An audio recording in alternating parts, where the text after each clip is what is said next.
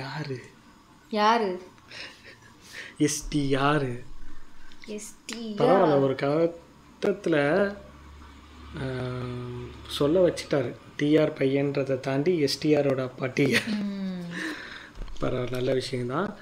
TR movies பார்த்துருக்கீங்க? என்ன படம் சொல்லுங்கள். அந்த படம் பேர் தெரியல. மும்தாஜ் கூட நடிச்சிருப்பாரு. நான் சொல்றது அவர் நல்ல பீக்ல இருந்தாரு. உள்ளப்போ உள்ள டயத்துல சொல்றது வீராசாமியை பத்தி பேசிட்டு இருக்கேன். எனக்கு பிடிக்கும், வீராசாமி பிடிக்கும். அவர் கடைசியா நடிச்ச மொக்க படம் அது. எனக்கு பிடிக்கும். நல்லா இருக்குமா வீராசாமி? நான் வந்து எனக்கு விவரம் தெரிஞ்சு நான் பார்த்தது வந்து அவர் படம் அதுதான். மோஸ்ட்லி அவரே அதான் வசனம், டைரக்ஷன், கதையெல்லாம், மியூசிக் எல்லாமே பண்ணிடுவார். எனக்கு டக்குன்னு எனக்கும் அந்த படம் பேர் வரல. நல்ல படம் பேர். அந்த அந்த சாங் மட்டும்தான் இது நாம இருக்கு. அடியே மனம் இல்லைன்னா நிற்காதடி. அது அவர் படம் தான். பாட்டு கேட்டிருக்கேன். அவரோட படம் எனக்கு பார்த்ததுல. தங்கச்சி சென்டிமெண்ட் தான் இருக்கும் நிறையா. எங்க அம்மா சொல்லுவாங்க அவர் படம்லாம் நல்லா இருக்கும், யாரையும் ரொம்பலாம் க்ளோஸாலாம் டச் பண்ணி பண்ணியே நடிக்க மாட்டாரு ஹீரோயின்ஸ். அப்படிதான் அந்த ஃபேமஸ் சொல்லும் போதே நம்மள்கிட்ட எல்லாரும் ஏன் அப்படிதான் சொல்லுவாங்க. டிஆர் வந்து ஹீரோயின்ஸை டச் கூட பண்ணி நடிச்சிக்க மாட்டாரு. ஈவன் எங்கள் அம்மா ஒரு வாட்டி சொல்கிறப்ப காதலுக்கு மரியாதை எனக்கு ரொம்ப பிடிக்கும். அந்த படத்தில் வந்து விஜய் வந்து ஹீரோயினை வந்து டச் கூட பண்ணியிருக்க மாட்டான். டச் பண்ணுற மாதிரி இருக்கும். பட் அவங்களுக்கு அப்படி ஒரு கட்டி பிடிச்சி ஒரு சீன்லேயே பாட்டில் அந்த மாதிரி இல்லாமல் இருக்கிறது அவங்களுக்கு அவ்வளோ ஹாப்பியாக இருக்குது. ஆக்சுவலி ரியாலிட்டியா இருக்குல்ல, இதான் இருக்குல்ல, எல்லாம் போய் கட்டி பிடிச்சிட்டு யாரும் ஒன்று படத்துல மட்டும் அப்படி இருக்கும். பட் இது அது அதை பார்க்குறப்ப அவங்களுக்கு அந்த ரியாலிட்டி அந்த டைம்ல அவங்களுக்கு அப்படி இருக்குல்ல, அதெல்லாம் தப்பு அது மாதிரி தானே இருக்கும் அந்த ஏஜ்ல. அவங்க நம்ம பேரண்ட்ஸ் இதுல சொல்றேன். எங்க அம்மா எனக்கு சொன்னது அதுதான். டிஆரோட டைலாக் என்னது இப்போ நீ சொல்ற மாதிரி தான் எங்க அம்மாவும் சொன்னான்றதுக்கு சொல்றேன். அவர் படம்லாம் நல்லா கருத்தா இருக்கும், தங்கச்சி சென்டிமெண்ட் அதிகமா இருக்கும். அண்ட் அவரே அந்த படம்லாம் மேக் பண்ணி நடிச்சிருப்பாரு, அவரே எல்லாமே பண்ணியிருப்பாரு. பட் வந்து அதான் கேர்ள்ஸ் எல்லாம் வந்து எந்த டச்சும் பண்ணாம நடிச்ச ஒரே ஆக்டர் வந்து அவரு தான். அந்த எந்த கிசுலையும் வரமாட்டாரு. அதுவும் மாட்டினதே கிடையாதுல்ல. Seriously nice. டிஆர்னா யாருன்னு மீம்ஸ் மூலமாகவும் ட்ரால்ஸ் மூலமாகவும் தான் இந்த ஜென்ரேஷன் பசங்களுக்கு தெரியும். ஆனால் டிஆர் ஒரு இயக்குனரா, நடிகரா, பாடகரா, இசையமைப்பாளரா, பாடலாசிரியரா தமிழ் சினிமாவுக்கு செஞ்ச விஷயங்கள் ரொம்ப பெருசு. அப்படி டிஆர் பற்றி பலருக்கு தெரியாத விஷயங்களையும் டிஆர் தமிழ் சினிமாவுக்கு கொடுத்த பங்களிப்பையும் பற்றி தான் இந்த வீடியோவில் பார்க்க போகிறோம். முடியெல்லாம் ஒரு மாதிரி கொட்டி போயிட்டு ரொம்ப பார்க்கவே ஒரு மாதிரி இருந்தது. ஏஜ் ஆயிட்டு நல்லா.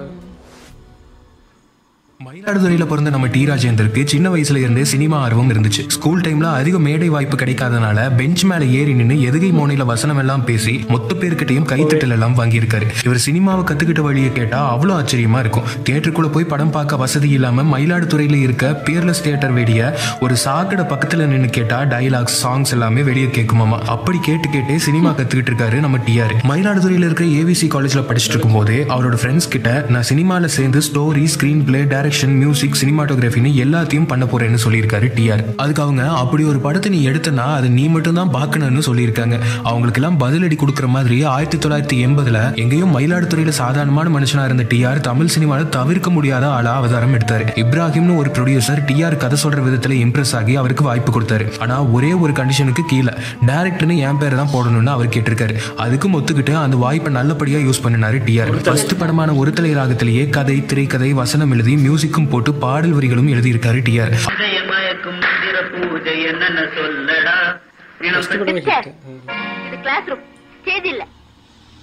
அவர் காலேஜ் டைம்ல எக்ஸ்பீரியன்ஸ் பண்ண விஷயங்களை மையப்படுத்தி எழுதின கதை அப்படிங்கிறதால அவர் படிச்சு ஏவிசி காலேஜ்லயே படத்தையும் ஷூட் பண்ணினாரு. டிஆர் காலேஜ்ல படிக்கும்போது ட்ரெயின்ல தான் காலேஜுக்கு போவாராம். அப்போ ட்ரெயின்ல போகும்போது அவரே மியூசிக் போட்டு லிரிக்ஸ் எழுதி தாளம் போட்டு பாடிக்கிட்டே போவாராமா.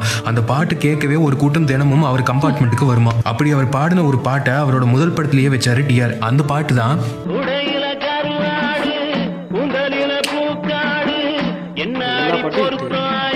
கே. பாலச்சந்தர், பாரதி ராஜா, எஸ்பி முத்துராமன் இன்னும் பல ஜாம்பவான் இயக்குனர்கள் இண்டஸ்ட்ரியில கலக்கிட்டு இருந்த டைம்ல ஒரு சின்ன பையன் ஃபுல்லா புதுமுகங்களை வச்சு புது டெக்னீஷியன்ஸை வச்சு படத்தை எடுத்து ஹிட்டும் பண்றாரு. இதுவே நம்ம காலேஜுக்கு வந்த முதல் நாளா இருந்தா எவ்வளவு நல்லா இருக்கும். சாதாரண ஹிட் இல்ல, டிஆரோட முதல் படமான ஒருதலை ராகம் 1 வருஷம் ஓடிச்சு. மொத்த இண்டஸ்ட்ரியும் இவரை திரும்பி பார்க்குற மாதிரி செஞ்சாரு. போச்சுல வெயிட் ஃபாலோ பண்ணுங்க. காமெடி அப்பயே வச்சுட்டாங்க. அதே வருஷத்துல டிஆர் எடுத்த வசந்த அழைப்புகள் படமும் ஹிட். முதல் படத்துல இருந்தே எல்லா படங்கள்லயும் கேமியோ அப்பியரன்ஸ் கொடுக்கறத வழக்கமா வச்சிருந்தாரு டிஆர். ஜாக்கெட் சேலை எல்லாம் புதுசு போல இருக்க. நல்லா இருக்கா? எதுவுமே புதுசா இருந்து நல்லா இருந்தா கண்ணுக்கு அழகு. அவரோட அடுக்குமொழி வசனங்கள் ரொம்பவே ஃபேமஸ் ஆக ஆரம்பிச்சது. வராதப்பா அப்படி ஒரு நிலைமை எங்களுக்கு வராதப்பா. தாளம் தட்டி கலை நிகழ்ச்சி நடத்தியாவது என் கூட்டத்துக்கு சோறு போடுவன தவிர சோத்துக்கு தாளம் போட விட மாட்டேன். நம்ம என்னதான் அவர் அடுக்குமொழியில பேசுறத கலாய்ச்சாலும் தமிழ்ல ஸ்பான்டேனியஸா அத்தனை வார்த்தைகளை யோசிச்சு பேச அந்த அளவுக்கு தமிழும் தமிழ் வார்த்தைகளும் தெரிஞ்சிருந்தா மட்டும்தான் பேச முடியும். இது கனியின் குரல், இது கனிவான குரல், இது கணீர் குரல், இது கம்பீர குரல், இது காந்த குரல், இது காந்தார குரல், இது தேன் குரல், இது தெவிட்டாத குரல். முதல் படத்துல காலேஜ் லவ் சப்ஜெக்ட் வச்சு இளைஞர்கள் எல்லாம் கவர் பண்ண டிஆர் அதுக்கு அடுத்த வருஷம் 1981 எல்லாரையும் அழுக வைக்கிற மாதிரியான ஒரு கிளைமேக்ஸோட ரயில் பயணங்களில் படம் பண்ணினாரு. உன்னோட நினைவு எந்த வழியா வந்ததோ அதே வழியா போயிருந்தா எனக்கு இந்த நிலைமையே வந்திருக்காது. அதுல இன்னும் அதிகமான ஆடியன்ஸ் சம்பாதிச்சாரு டிஆர். இந்த படத்துலயும் மியூசிக் லிரிக்ஸ்னு எல்லா டிபார்ட்மெண்ட்லயுமே வேற லெவல் பண்ணிருப்பாரு டிஆர். டிஆருக்கு என்ன சென்டிமெண்ட்னு தெரியல, அவரோட காலத்துல அவர் எடுத்த எல்லா படங்களும் 9 எழுத்துக்கள்ல வர மாதிரி தான் டைட்டில் வச்சாரு. ரயில் பயணங்களில், நெஞ்சில் ஒரு தங்கைக்கு ஒரு கீதம், உயிருள்ளவரை உஷான்னு எல்லா படத்துக்கும் 9 எழுத்துல டைட்டில் வச்சாரு. 9 எழுத்துலயும் இருக்கணும், கதைக்கும் டைட்டில் நல்லா செட் ஆகணும். தமிழ்ல கில்லாடியா இருந்தாதான் இப்படி எல்லாம் டைட்டிலே வைக்க முடியும்.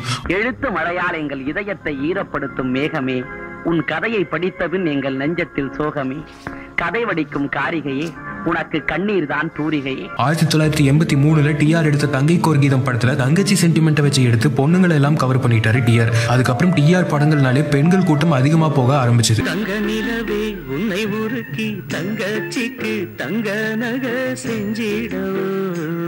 இது வரைக்கும் கெஸ்ட் அப்பியரன்ஸ்ல மட்டும் வந்துட்டு இருந்த டிஆர் இந்த படத்துல தான் முதல் முறையா ஹீரோவா அறிமுகமானாரு. கதை, வசனம், இசைன்னு எல்லா டிபார்ட்மெண்ட்லயும் கலக்கிட்டு இருந்த டிஆர் இந்த படத்துல ஹீரோவா நடிச்சது மட்டும் இல்லாம சினிமாட்டோகிராஃபி, அதாவது இந்த படத்துக்கு கேமராமேனும் டிஆர் தான். பாரு, ஏழை பணக்காரன், மேல் சாதி கீழ் சாதி, இந்த வித்தியாசம் எல்லாம் நான் என்னைக்குமே பாக்குறது கிடையாது. அட என்னடா இந்த மனுஷன் கிட்ட இன்னும் என்னெல்லாம் திறமை இருக்குன்னு ஷாக் ஆனீங்கன்னா இன்னொரு ஷாக் இந்த படத்திலேயே. இதே படத்துல அவர் பாடகராகவும் அறிமுகமானாரு. டிஆரே எழுதி பாடின இந்த பாட்டு பட்டி தொட்டி எல்லாம் ஹிட்டாச்சு.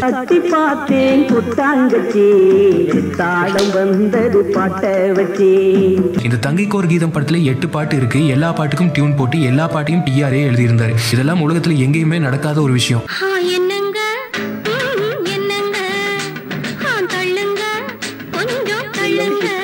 இந்த படத்துக்கு அப்புறம் டிஆர் மார்க்கெட் எங்கேயோ போயிடுச்சு.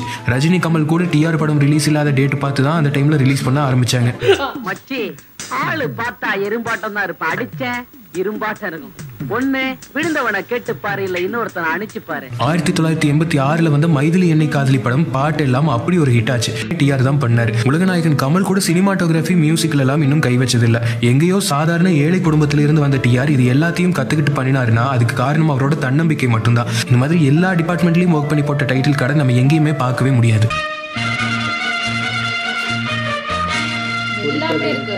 டிஆர் முறையா சங்கீதம் கத்துக்கல, ஆனா அவர் உடம்புல இருக்கிற இதம் மூலமா தான் அவர் மியூசிக்கே போடுறாரு. அதாவது அவருக்குள்ள இருக்கிற தாள ஞானம் தான் எந்த ட்ரைனிங்கும் இல்லாம இசையை கொடுக்குது. சாங்ஸ், பேக்ரவுண்ட் மியூசிக்னு எல்லாத்தையும் அவரே பண்ணினார்.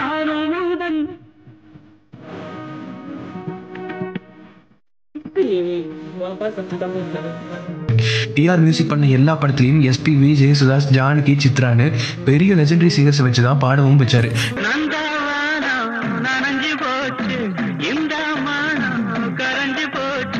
டிஆர் கிட்ட ஏதோ ஒன்று இருக்குன்னு புரிஞ்சதால தான் எம்எஸ்வி இளையராஜாக்கு அப்புறம் எல்லா சிங்கர்ஸும் டிஆருக்கும் பாடினாங்க. சிங்கர்ஸ்ல இப்படி லெஜெண்ட்ஸ் யூஸ் பண்ண மாதிரி மியூசிஷியன்ஸ்லயும் பெரிய ஆளுங்களை தான் யூஸ் பண்ணாரு. அதுல முக்கியமா ஏஆர் ரஹ்மான் டிஆருக்கு பல படத்துல கீபோர்ட் பிளேயரா வேலை செஞ்சிருக்காரு.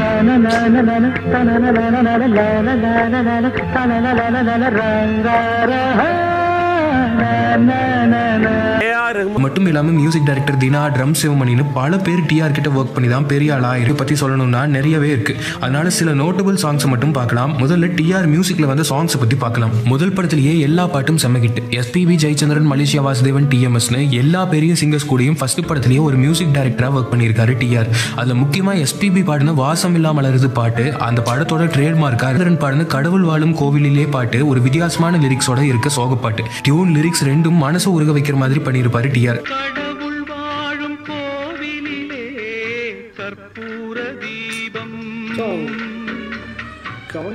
மலேசியா வாசுதேவன் பாடின கூடையில கருவாடு பாட்டு டிஆர் காலேஜ் படிக்கும் போதே பண்ண பாட்டு.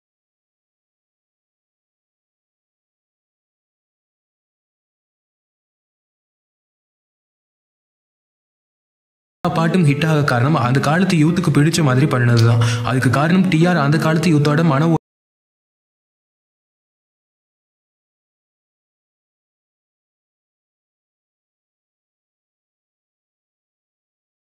காதலி படத்துல வந்து இந்த பாட்டோட ரீமிக்ஸ் வெர்ஷனை யுவன் மியூசிக்ல மன்மதன் படத்துல நிறைய பேர் கேட்டிருப்பீங்க.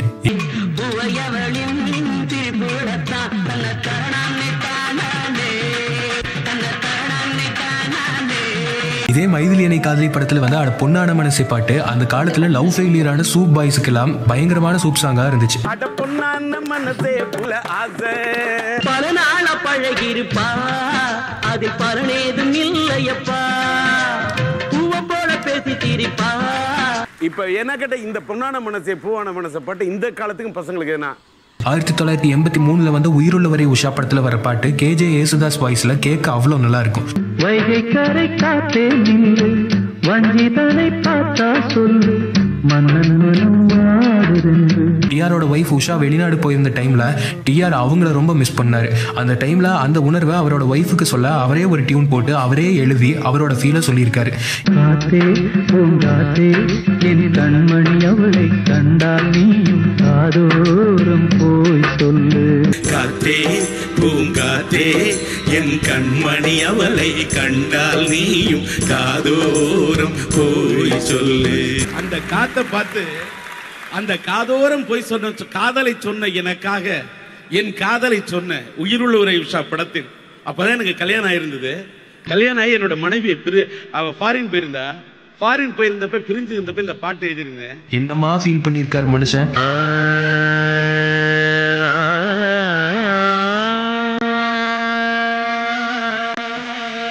இப்படி எஸ்பிபியோட ஆளாப்பில் ஆரம்பிக்கிற இந்த சலங்கிட்டால் ஒரு மாதம் சாங் தான் இசையமைப்பாளராகவும் பாடலாசிரியராகவும் டிஆர் எவ்வளோ பெரிய ஞானின்னு எல்லாருக்கும் கட்டின பாட்டு.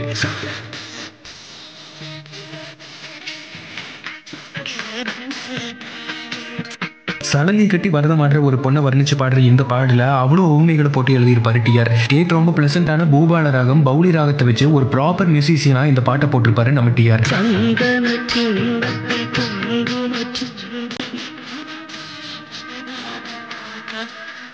இவ்வளோ நல்ல மியூசிஷியனாக இருக்கிறதுனால தன்னோட படத்துக்கு மட்டும் மியூசிக் போட்டது இல்லாமல் அந்த காலத்து வேற பெரிய நடிகர்கள் படத்துக்கும் டிஆர் மியூசிக் பண்ணியிருக்காரு. இன்னொரு விஷயம், டிஆர் மியூசிக் போட்டாலே டிஆர் தான் அந்த பாடல்களுக்கு லிரிக்ஸும் எழுதுவார். அதனால மற்ற ஹீரோக்கள் படத்துக்கு போட்ட பாட்டுகளுக்கு எல்லாம் பாடலாசிரியரும் டிஆர் தான். மைக் மோகனுக்காக கிழிஞ்சல்கள் படத்துல எல்லா பாட்டும் கம்போஸ் பண்ணி லிரிக்ஸும் எழுதினாரு டிஆர். அழகினில் விளைந்தது மழையினில் நனைந்தது மனதுக்கு சுகம் தருது. ஜானகி அம்மா பாடின இந்த பாட்டுக்கு நல்ல வரவேற்பு கிடைச்சது.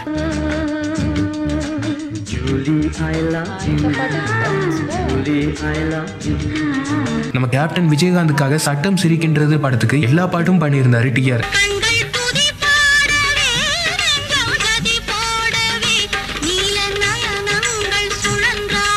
இவர்கள் வருங்கால தூண்கள் அப்படிங்கிற படத்துல இளைய திலகம் பிரபுவுக்கு மியூசிக் பண்ணியிருப்பாரு டிஆர்.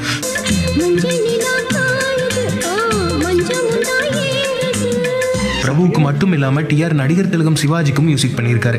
முத்துக்கள் 3ன்னு சிவாஜி, சத்யராஜ், பாண்டியராஜன் 3 பேரும் சேர்ந்து நடிச்ச படத்துக்கும் இசையமைச்சிருந்தாரு டிஆர்.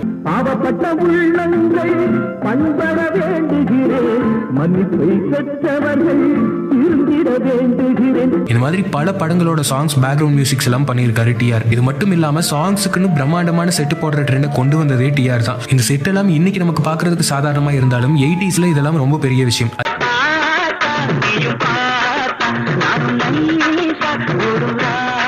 அதே மாதிரி அதிக ஹீரோயின்ஸை தமிழ் சினிமால அறிமுகப்படுத்தினதும் டிஆர் தான். அது மட்டும் இல்லாம இன்னைக்கு வரைக்கும் நம்ம எல்லாத்தையும் சந்தோஷப்படுத்திட்டு இருக்கிற வைகை புயல் வடிவேலுவை அறிமுகப்படுத்தினது கூட டிஆர் தான்.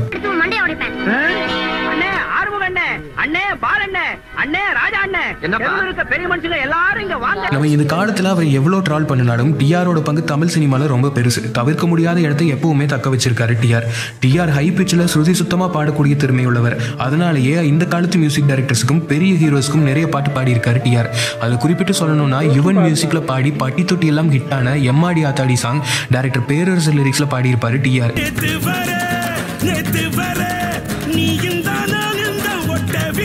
ஆர்யா நடிச்ச ஓரம்போ படத்துக்காக கண் கணபதி அப்படிங்கிற பாட்டை ஜிவி பிரகாஷ் மியூசிக்ல செம ஜாலியா பாடி இருப்பாரு டிஆர்.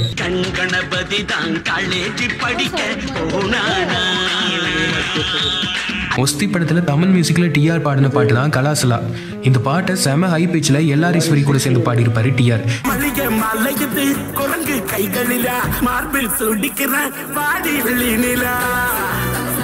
ஜிவி மியூசிக்ல தெரி படத்துல தளபதி விஜய்க்கே ஒரு பாட்டும் பாடி இருந்தாரு டிஆர்.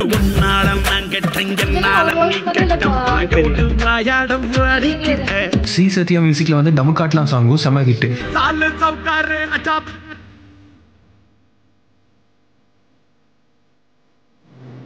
கடைசியா டிஆர் நடிச்சு கவன் படத்துல வந்து டிஆர் பாடின ஹாப்பி நியூ இயர் பாட்டுன்னு ஹிட்.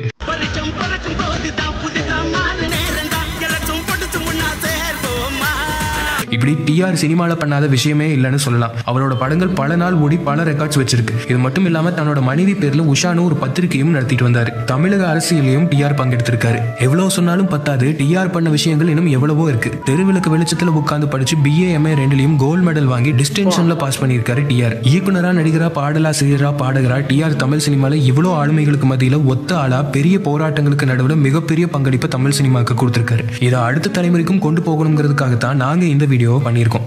நம்மள ஒருத்தனுக்கு இவ்வளோ டேலண்ட் இருக்கு, இப்படி ஒரு இடத்துக்கு வந்திருக்கானே, இந்த மனுஷனுக்கு இவ்வளோ விஷயம் தெரிஞ்சிருக்கு அப்படின்றத மதிச்சு அவரை ரெஸ்பெக்ட் பண்ணதுனால தான் இன்னைக்கு அவருக்கு அந்த இடம் கிடைச்சிருக்கு.